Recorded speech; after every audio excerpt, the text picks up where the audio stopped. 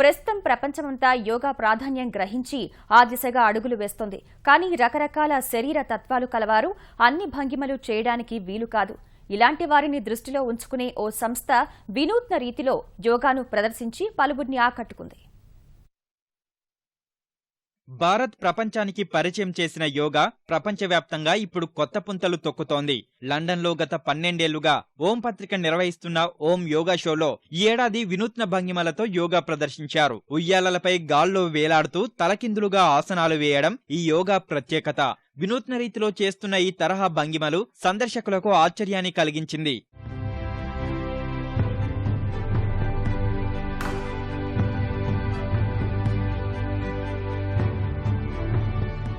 యోగాతో పాటు మసాజ్ సౌలభ్యాన్ని నిర్వాహకులు అందుబాటులో ఉంచారు. ఐరోపాలోనే అతిపెద్ద ఈ యోగా సమ్మేళనంలో సుమారు 100 మంది ఎగ్జిబిటర్లు పాల్గొన్నారు. దీర్ఘకాలిక సమస్యలు, రోజు ఒత్తిడితో సతమతమయ్యే వారికి ఈ భంగిమలు మంచి ఫలితాలనిస్తాయని శిక్షకులు చెబుతున్నారు. కొత్తగా ఉన్న ఈ తరహా యోగాను ప్రయత్నించడానికి సందర్శకులు పెద్ద సంఖ్యలో క్యూలు కడుతున్నారు. So it can be really good for people doing yoga who can't do things like shoulder stand or have anything that compromises their spine if they're weight bearing, so they can do a lot of postures and really help support spinal injuries in a hammock. So yes, it's more inclusive. I think it is for everybody. If you are brand new to yoga, never done it before, we've got some of the best yoga experts here, so you're always in safe hands.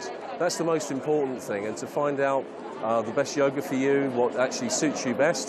And we've got a whole range of yoga practitioners here, so anybody from beginner through to the... ఓం యోగా పత్రికపై ముఖ చిత్రంగా రావాలనుకునే వారి కోసం ఉచితంగా photoshoot నిర్వహించారు. ఇందులో పాల్గొన్న వారిలోకెల్లా ఉత్తమమైన ఫోటోను ఎంపిక చేసి తమ ముఖ చిత్రంగా పత్రిక యాజమాన్యం ఖరారు చేయనుంది.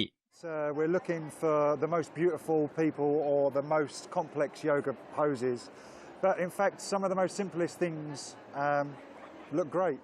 3 రోజుల పాటు సాగిన ఈ యోగా ప్రదర్శన వినూత్న భంగిమలతో సందర్శకులను ఆకట్టుకుంది.